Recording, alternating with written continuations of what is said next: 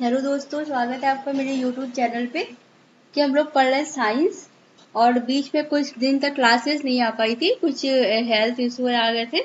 लेकिन अब आपकी क्लास देखिए कंटिन्यू चलेगी और आपकी एग्जाम से पहले तक आपका सारा कोर्स कंप्लीट हो जाएगा। आप सिर्फ पढ़ते रहिए। तो चलिए आज हम लोग देखते हैं नेक्स्ट टॉपिक। आज हम पढ़ेंगे इलेक्ट्रिसिटी, विद्युत। विद्युत होता क्या है? किसी परिपथ में जो आवेश बह आवेश प्रवाह, आवेश क्या होता है? आवेश प्रवाह मतलब क्या क्या बह रहा है? आवेश आवेश मतलब कि इलेक्ट्रॉन, जैसे कि इलेक्ट्रॉन बह रहे हैं, ठीक है। करंट कैसे आता है? जो उसमें क्या होता है, जब हम लोग विद्युत देते हैं ना, तो उसमें क्या होता है, आवेश पर किसी परिपथ में आवेश बहने लगता है। आवेश मीन्स इलेक्ट्रॉन जो होते हैं वो ऐसे ऐसे बह चलने लगते हैं, तो उसी से क्या होती है, विद्युत धारा पैदा होती है। उसी को क्या कहते हैं, विद्युत पैदा होती है, उसको कहते हैं हम लोग विद्युत धारा, ठीक है। इसका मात्रक क्या है, बहुत इंपॉर्टेंट है, याद रखिएगा। विद्युत धारा का मात्रक एम्पियर होता है, ठीक। और एम्पियर जो होता है, किसी परिपथ में एम्पियर की धारा बहती है तो कितने इलेक्ट्रॉन बहते हैं, मतलब अगर कह रहे कि एक एम्पियर की धारा, तो मतलब उसमें कितने इलेक्ट्रॉन बह रहे हैं? उसमें 6.25 इंटू 10⁻18। ये ध्यान रखिएगा, ये इंपॉर्टेंट है। मतलब एक एम्पियर बराबर कितना हो जाता है? 6.25। अगर मतलब कहीं एक एम्पियर की विद्युत धारा है, एक एम्पियर, तो मतलब उसमें कितने इलेक्ट्रॉन बह रहे हैं? 6.25 इंटू 10⁻18। अब देखिए, धारा दो तरह की होती है। एक होती है दिष्ट धारा, ठीक है, एक जिसको आप बोलते हैं ना डीसी। डीसी मीन्स दिष्ट धारा, मतलब ये एक ही दिशा में बहती है, सिर्फ एक तरफ बहती है। और प्रत्यावर्ती धारा क्या होती है? ये समय के साथ साथ इसका परिमाप और दिशा समय के साथ साथ बदलते रहते हैं। इसको क्या कहते हैं? प्रत्यावर्ती धारा। अब देखिए, एक इलेक्ट्रो प्लेटिंग की जाती है, विद्युत लेपन, विद्युत पे एक लेप लगाया जाता है। तो विद्युत लेपन करके क्या करते हैं कि जैसे कि किसी धातु की विद्युत क्या होता है, एक ऐसी प्रक्रिया है जिसमें विद्युत धारा का उपयोग करके किसी धातु की सतह पर किसी दूसरी धातु की परत चढ़ाई जाती है, ठीक है। किसी धातु का उपयोग करके किसी दूसरी धातु पे क्या करते हैं, एक परत चढ़ाते हैं किसी दूसरे धातु, तो इसको विद्युत लेपन कह देते हैं।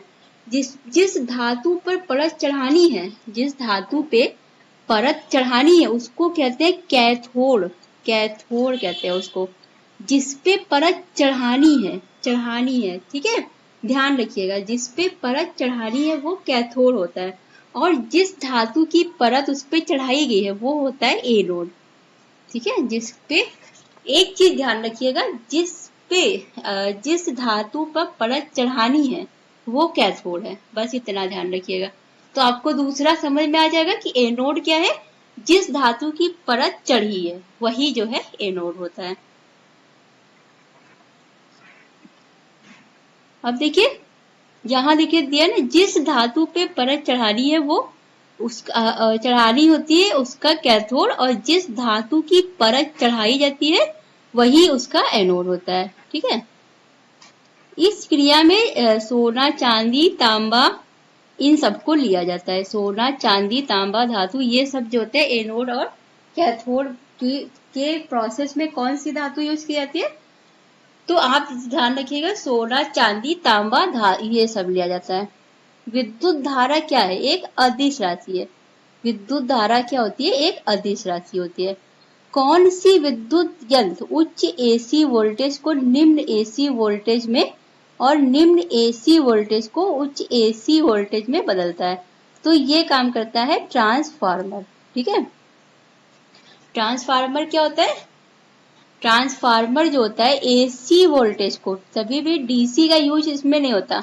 अब जैसे एसी है, ये मान लीजिए कि ये उच्च वोल्टेज की एसी है, तो इसको निम्न वोल्टेज के एसी में बदलना है तो ट्रांसफार्मर यूज करते हैं। उच्च एसी से निम्न एसी या निम्न एसी से उच्च एसी, किसी में भी बदलना हो तो उसके लिए क्या यूज करते हैं? ट्रांसफार्मर। जिन पदार्थों से होकर आवेश का प्रवाह नहीं हो पाता, मतलब जिसमें से करंट नहीं लगेगा, करंट नहीं बह सकता, उसको क्या कहते हैं, उसको कहते हैं अचालक। अचालक मतलब जिसमें से नहीं चल पा रहा है करंट, ठीक है। चालक मीन्स जिसमें से करंट बह रहा है, विद्युत धारा बह रही है मतलब करंट बह रहा है। सीधा सा बात ये होता है, विद्युत धारा मीन्स क्या, जो करंट बह रहा है। तो अब कोई ऐसा पदार्थ है जिससे करंट नहीं बह रहा है तो वो अचालक हो जाएगा, ठीक है।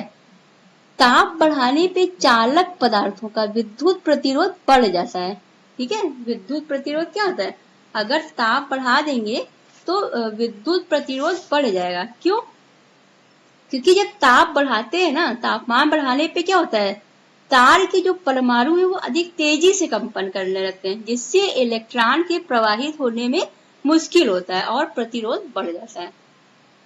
प्रतिरोध क्या का, प्रतिरोध देखिए नाम से पता चला, प्रतिरोध मतलब किसी चीज को रोकना, रोध प्रतिरोध मतलब किसी चीज का विरोध करना।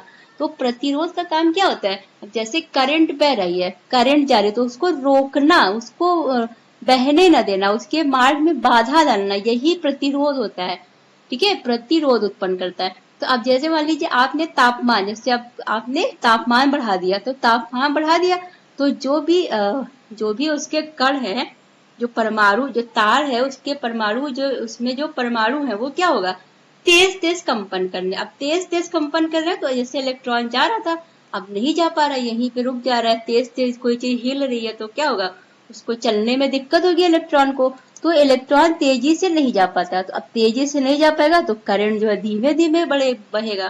करंट क्या होगा, करंट को बहने में मुश्किल होगा। तो अब करंट को बहने में मुश्किल क्यों हो रहा है, क्योंकि उसका प्रतिरोध बढ़ गया, उसके आगे एक बाधा आ गई, अब वो आगे जा ही नहीं पा रहा है। तो ठीक है, अब इस चीज को ध्यान रखिएगा, ये तापमान बढ़ा रहे हैं तो प्रतिरोध क्या हो रहा है, बढ़ जा रहा है, बस। अर्धचालक पदार्थ की विद्युत चालकता ताप के बढ़ने पे बढ़ती है और ताप के घटने पे घटती है, ठीक है। अर्धचालक पदार्थ की क्या होती है, विद्युत चालकता, ताप बढ़ाएंगे तो बढ़ जाएगी और ताप घटाएंगे तो घट जाएगी। विद्युत प्रतिरोध और विद्युत चालकता में उल्टा संबंध है।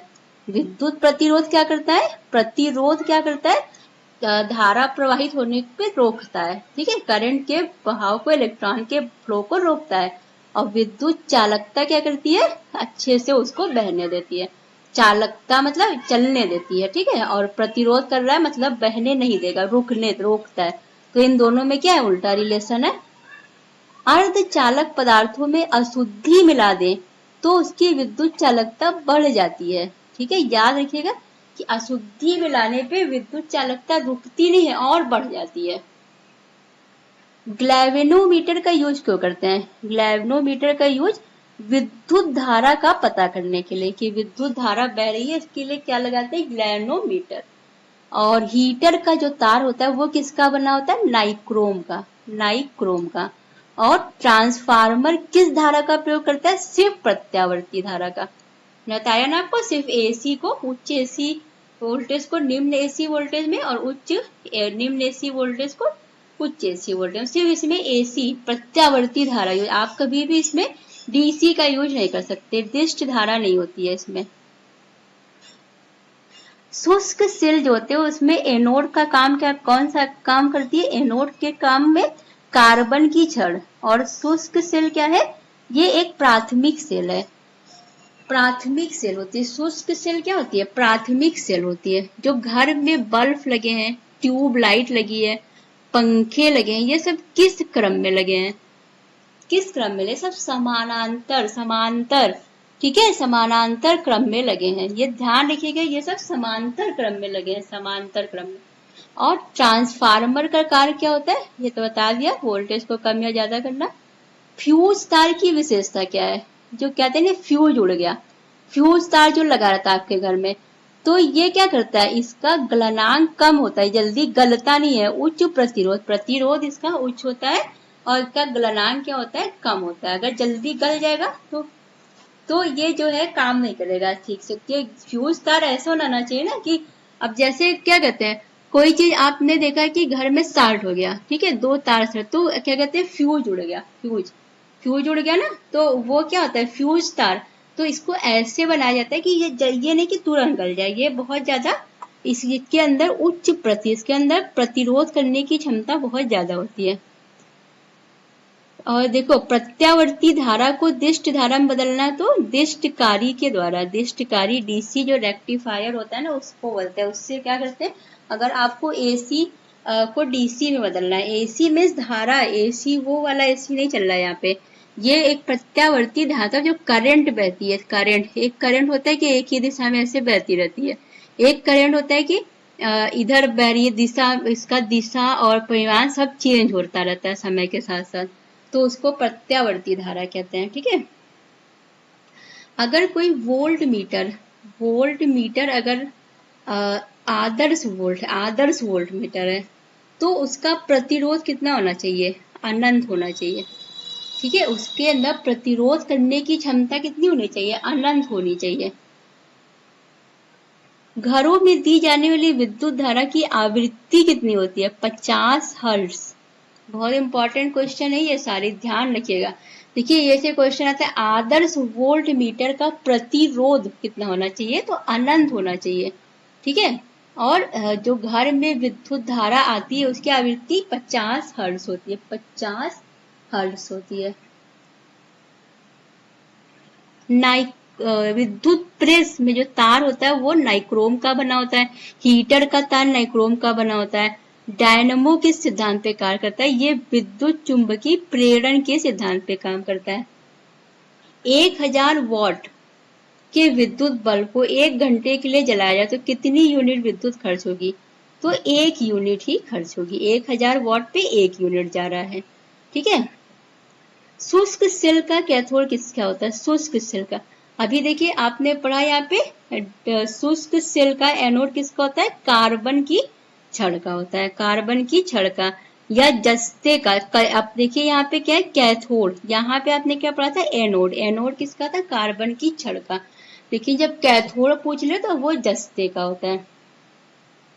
तो तड़ित चालक बनाते हैं वो किसका होता है, तांबे का। तड़ित चालक जानते हैं ना, जो ऊपर से जो बिजलियां गिरती है उसको रोकने के लिए ऊपर तड़ित चालक लगा होता है ना, तो वो किसका बना होता है, वो तांबे का बना होता है। और जो फ्यूज तार है वो किसका, वो भी तांबे, स्टील और शीशे का मिश्र धातु होता है। ठीक है, ध्यान रखिएगा, ये सब बहुत इंपॉर्टेंट क्वेश्चन है। जैसे अभी मैंने आपको बताया था कि जो फ्यूज तार होता है उसका गलनांक क्या होता है, उसका गलनांक कम होना चाहिए और उच्च प्रतिरोधकता उसकी उच्च प्रतिरोध उच्च होना चाहिए फ्यूज तार का। और ये बना किसका होता है, ये बना होता है तांबे का, टीन का और शीशा मिला के बनाते हैं। 1 किलोवाट घंटा में कितना जूल होता है, 3.6 इंटू 10 की पावर 6। ठीक है, 3 इंटू 6 इंटू 3.6 इंटू 10 की पावर 6 जूल 1 किलोवाट घंटा में। जिन पदार्थों से होकर आवेश का प्रवाह सरलता से होता है उसे क्या कहते हैं, चालक। आवेश का प्रवाह मतलब जहां से धारा करंट अच्छे से बह ले रही है, मतलब चालक। और जैसे चालक पदार्थ कौन कौन से होते हैं, लगभग सभी धातुएं, जितनी धातुएं होती है वो सब होती है। अम्ल होता है, क्षार होते हैं, लवण के जलीय विलयन, मानव का शरीर और जल, ये सब क्या होते हैं, चालक पदार्थ। चालक पदार्थ इसमें देखिए मानव का शरीर भी होता है चालक पदार्थ, चालकता होती है ना मानव शरीर। कैसे, आपको करंट लगता है ना, आप जब छूते हैं तो करंट लगता है ना आपको, तो आप क्या है, विद्युत के चालक है आप, आपके अंदर से भी करंट प्रवाह होता है। ठीक है, और चालक पदार्थ क्या होते हैं, जो कि जिसमें से कि करंट का प्रवाह नहीं हो पाता। जैसे रबड़, आप देखिए रबड़ में करंट नहीं, लकड़ी है, कागज है, इन सब में क्या होता है, इन सब में जो है करंट का प्रवाह नहीं होता। देखिए ये कितनी इंपॉर्टेंट बात है कि शुद्ध जल अचालक होता है जबकि जल चालक होता है। शुद्ध जल जो होता है उसमें कोई अशुद्धियां जब नहीं है तो उसमें करंट का प्रवाह नहीं होगा, लेकिन जो अशुद्ध जल है उसमें कुछ पदार्थ मिल जाते हैं ना आके, तो उसकी वजह से उसमें से करंट फ्लो होने लगता है।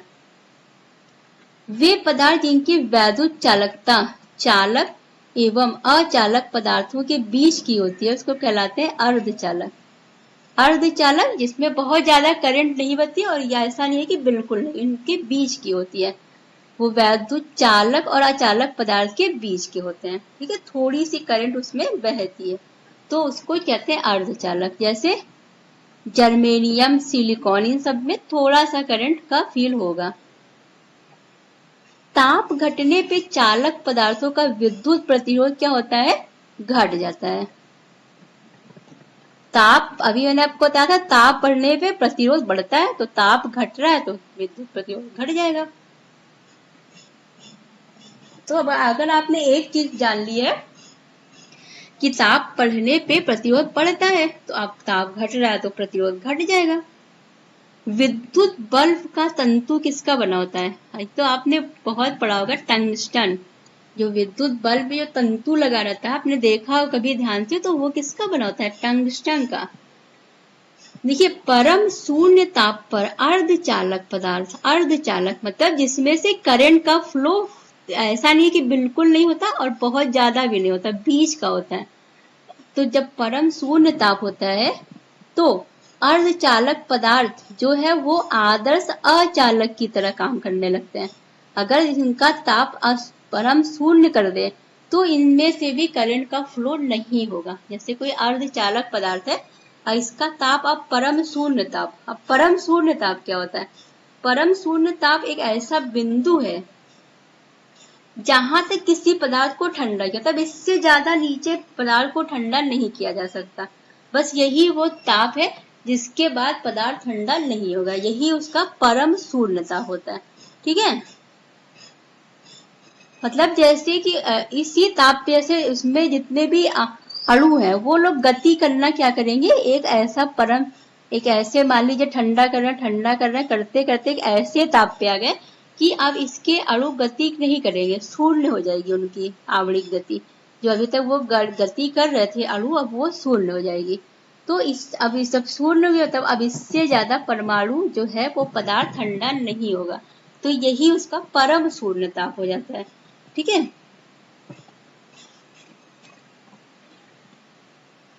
परम शून्य ताप। ठीक है, समझ गए ना, मतलब अब अणु क्या गतिज ऊर्जा शून्य हो गई, मान लीजिए अब अणु स्थिर होगा, अब हिलेंगे ही नहीं। इस तापमान के परम ताप पे अब इसके आगे अणु हिलेंगे नहीं, यही उसका परम शून्य ताप होता है। तो जैसे अब अर्धचालक पदार्थ, आप उसको परम शून्य ताप तक ले जाइए तो वो अचालक की तरह काम करने लगेगा। विपरीत आवेश के बीच में कैसा बल लगेगा, आकर्षण बल लगेगा। विपरीत के बीच हमेशा आकर्षण लगता है। समान आवेशों के बीच प्रतिकर्षण लगेगा। अधिक वॉट के बल्ब का प्रतिरोध होता है कम। अगर अधिक वॉट का बल्ब है तो उसका प्रतिरोध क्षमता क्या होगी, कम होगी। विद्युत लेपन के लिए किस धारा का प्रयोग किया जाता है, दिष्ट धारा। जब भी विद्युत लेपन करते हैं तो उसमें धारा यूज होती है, तो वो होती है दिष्ट धारा, जो कि एक ही दिशा में बहती रहती है। विद्युत फ्यूज परिपथ के साथ किस क्रम में जोड़ा जाता है, विद्युत फ्यूज जो होता है, जो फ्यूज जोड़ते हैं वो श्रेणी क्रम में जोड़ते हैं। ग्लैवनोमीटर को वोल्ट मीटर में बदला जाता है, ग्लैवनोमीटर के श्रेणी क्रम में उच्च प्रतिरोध का तार लगा के। देखिए, ये सब क्वेश्चन है, ये सब बहुत इंपॉर्टेंट, ऐसे डायरेक्ट आता है। ऐसे बोलते हैं ग्लैवनोमीटर को वोल्ट मीटर में बदलना, तो क्या करेंगे, तो ग्लैवनोमीटर के श्रेणी क्रम में उच्च प्रतिरोध का एक तार लगा देंगे, तो ये वोल्ट मीटर में बदल जाएगी। ठीक है, क्योंकि आदर्श वोल्ट मीटर क्या होता है, आदर्श वोल्ट मीटर वो होता है जिसका प्रतिरोध अनंत होता है। प्रतिरोध क्या होता है, अनंत होता है।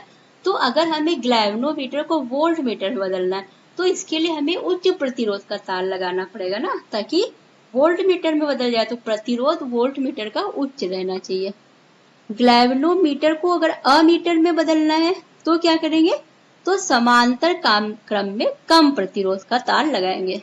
ठीक है, क्योंकि अमीटर जो होता है उसका प्रतिरोध कम होता है, वोल्ट मीटर का क्या होता है, ज्यादा होता है। चालकों का ताप घटाने पर विद्युत चालकता हो जाती है अधिक। ट्यूबलाइट में भरी होती है, ट्यूबलाइट में क्या भरा होता है, पारे की वाष्प और आर्गन गैस। ट्यूबलाइट में क्या होता है, ट्यूबलाइट आपके घर में लगी है, उसमें पारा भरा होता है और आर्गन गैस भरा होता है।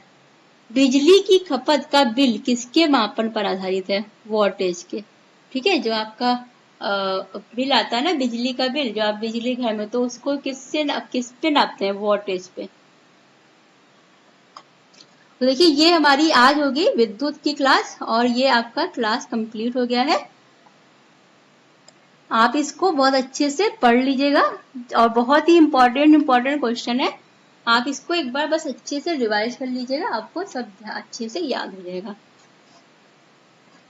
तो देखिए अगर आपको प्लीज चैनल अच्छा लग रहा है तो इसको लाइक जरूर कर दिया करिए, और अगर आपको कुछ फीडबैक देना तो मुझे कमेंट बॉक्स में बता दिया करिए। Thank you.